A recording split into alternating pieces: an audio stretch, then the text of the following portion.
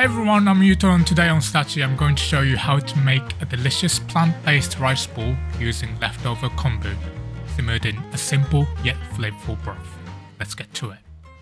First you'll need 50 grams of rehydrated kombu, that's about 10 grams or so before soaking. Cut it into thin strips about 3mm thick. This was kombu leftover from making homemade dashi. I didn't have time to use it straight away, so I froze it and defrosted it for the video. This recipe is a great way to use up leftover kombu instead of throwing it away. If you want to learn more about making dashi, check out my other video. Okay, once it's all cut, let's make our tsukudani. Add the kombu to a pan along with 500ml of water,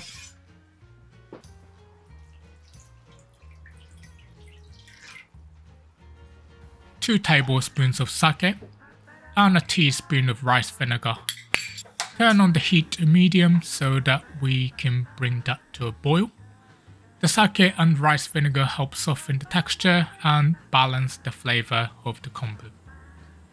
Once it starts to bubble, lower the heat to a simmer and let it cook uncovered until the liquid has reduced to a little less than half. This generally takes about 20 minutes. Okay, this is looking good, so now I'm adding 1 tablespoon of mirin, 2 tablespoons of soy sauce, and a tablespoon of light brown sugar. Mix it around and turn the heat back up to medium. From this point, we just want to cook it until the liquid is gone. Mix it from time to time to make sure nothing burns or sticks to the bottom of the pan. When it's thick and sticky like this, turn off the heat and mix in half a tablespoon of sesame seeds. This is ready to use straight away, so let's make our rice balls. So here I have a bowl of water to wet my hands. This will stop the rice from sticking. Sprinkle your palms with a couple of pinches of salt. This will season the rice on the outside and helps preserve it.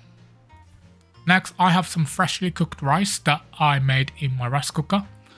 Each rice bowl uses about 100 to 150 grams of rice depending on how big you want it to be. Roll it into a bowl and flatten it a bit like this. Then make a dent and add about 1 teaspoon worth of filling. You can add a bit more rice on top if you feel like it needs it, but in general just fold the rice in half to encase the filling. Then press and turn to make it into a rounded triangle. You can add more filling if you like, but this kombu tsukudani is rich and flavorful, so a little goes a long way. If you're not so confident in your shaping skills or just want to save time, I seriously recommend these plastic rice ball molds from Daiso.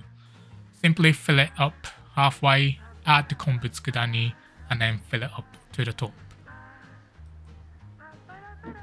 Press the lid down to pack the rice tightly, then take it off. Flip over and pop it out using the tab on the back. The final step is wrapping the rice ball in some crispy nori. And that's it, delicious rice balls filled with homemade kombu tsukudani. I hope you enjoyed that one, and if you want to learn more rice ball recipes, check out the other videos on my channel or recipes on my blog. Links are in the description. Thanks for watching. I hope to see you next time. Have a great day.